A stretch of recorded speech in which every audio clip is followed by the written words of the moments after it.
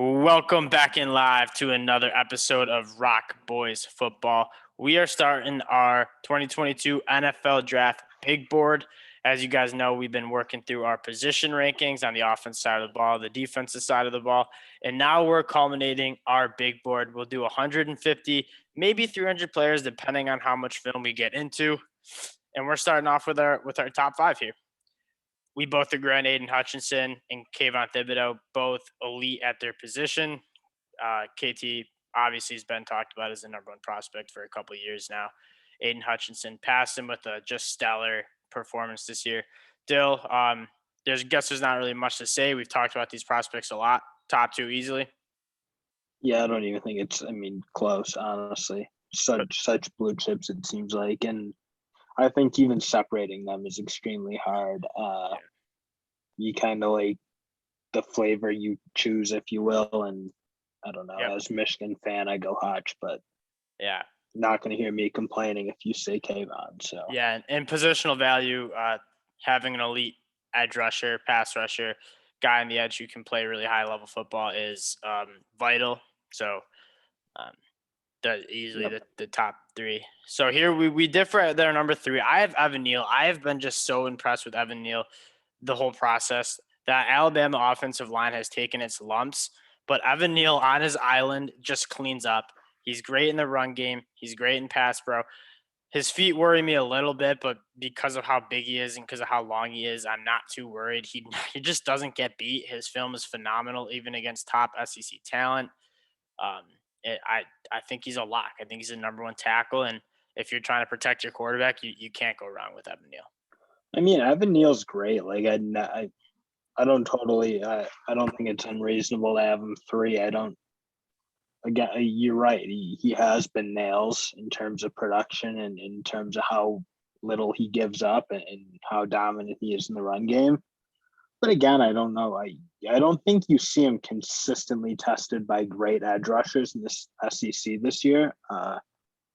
Georgia doesn't have great guys on the edge. They're more of an interior team, especially with Adam Anderson not playing. Yep. And I don't know who's really there to really test him on the edge in the SEC. All like the two premier guys are in the. I think you could argue the top four guys are in the other conferences if you throw Jermaine Johnson and George Karlaftis in. So at the end of the day, though, you're still going up against SEC guys. He goes up against great guys, but like in the NFL, if you're going to be premier, I think you need to. I don't know. I am interested to see if an elite talent can test his athleticism because again, if you asked me last year, I'd say no shot he's going to be an all-pro left tackle. He just didn't.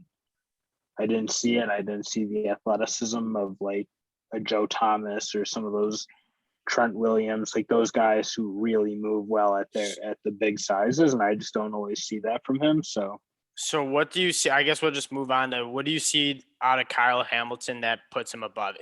I feel like the discussion is a lot. It's just these guys are all really good players. What makes Kyle Hamilton better? I see him being a better version of what Earl Thomas was. And I think Earl Thomas, in terms of how important he was to that Seahawks defense, might have been number one. Just premier free safety. And I think Kyle Hamilton might even have more range, more size. Yeah. It's like, I don't know. I'm almost like envisioning a better version of Earl Thomas. Kyle Hamilton's the best safety prospect we've seen since I've been like old enough to comprehend it. Jamal Adams, probably a close second, but like Jamal Adams isn't nearly the range in pass coverage as Kyle Hamilton brings to the table. And that's what I mean. You saw I believe Jamal Adams went fourth to the Jets. You'll see Kyle Hamilton go just around that area, but I think he's a better player. Yeah, and that's what I just see like premier free safety as good as we've seen in the league probably since maybe Ed Reed. I don't know. So it's like, yeah, he can be special. That's so important. And when you have an elite free safety, I think people way underrate how important Earl Thomas was to ball hawking safety that can give the bigger corners on that team the chance to turn the ball over, make a lot of picks, play more aggressive, all that. So I think again, Evan Neal's awesome. I mean, clearly the number one tackle. It's not even remotely close, but like, you do see some athletic limitations at that size, and And you might see Evan Neal go above Kyle Hamilton just based on positional value. Having a nails tackle yeah, that can protect a franchise quarterback might be more important than having a Earl Thomas great ball hawking safety. That being said, Kyle Hamilton's phenomenal. I've seen people put Kyle Hamilton as the number one overall prospect just because he's so good at his position. Um, I don't know if I go that yeah. far, I but mean, part of it is like if you need.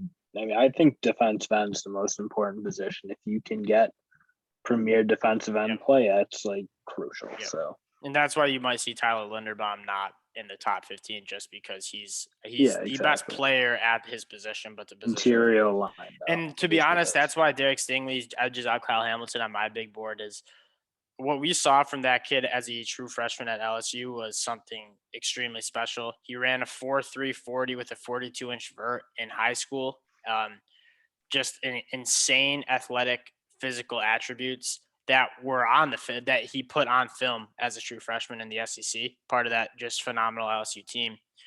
And then 2 years, he just struggled with injuries and quite frankly struggled with just a chaotic program that's just really struggled to retool after that phenomenal season. And I think a lot of that he's falling on a lot of people's big boards because okay, what's he done for the last 2 years? But it's like That's my problem he's been right put in there. just a horrible like that team stinks. Like Edo, I just get that, but a corner is the most unreliant position in the yeah, game, do your job. He's possibly. been So it's hurt. like Like he's also been playing hurt. The COVID year was a kind of a I'd fluke-ish wash year that for out. But everybody, and then he was hurt this year. So it's like he's only played like 300 snaps after his true freshman year, I think it was, and that's was not even that a full not season. slightly concerning? I don't know. Like, It I is mean, slightly obviously, concerning, but as a prospect, like this guy's a freak. If he put together 3 seasons of what he did as a true freshman, he'd be the number one pick in my opinion. I mean, oh, no question, because that's uh, like the best cornerback play I've ever seen. so and that's kind of why he's up there on fours. Like the injuries, the lack of production in the last few years concerned me. But a position that's just super important to have a lockdown cornerback. We see how good a Jalen Ramsey makes that Rams defense. We see But how good a Stephon Gilmore made a Patriots defense. Like this to guy can me, do that. he's gonna need to come into a horrible situation naturally. He's gonna get picked very high. He's gonna go to a bad team, Yeah. and it does like, and I don't like the injuries. Yeah, very unfortunate, but even the play on the field wasn't never even hit the peak of close to what he was as a freshman. It feels like he never was making the impact he did, and Hmm. I don't know that it's just like a sort of a concern, I'd say. And Yeah. And I think I share what a lot of people share. I don't think it's like super unique. I think you're uniquely high in some sense to have him over Hamilton, frankly. yeah, and it might be. I'm just kind of like what I saw when you go back and watch him as a true freshman. The measurables that he put out and I these mean, like it still sprint is comments are incredible. nuts. Like Uh, big, and he was playing against absolute stars by then, especially like on those Bama teams, stars. yeah, Tennessee had very good guys.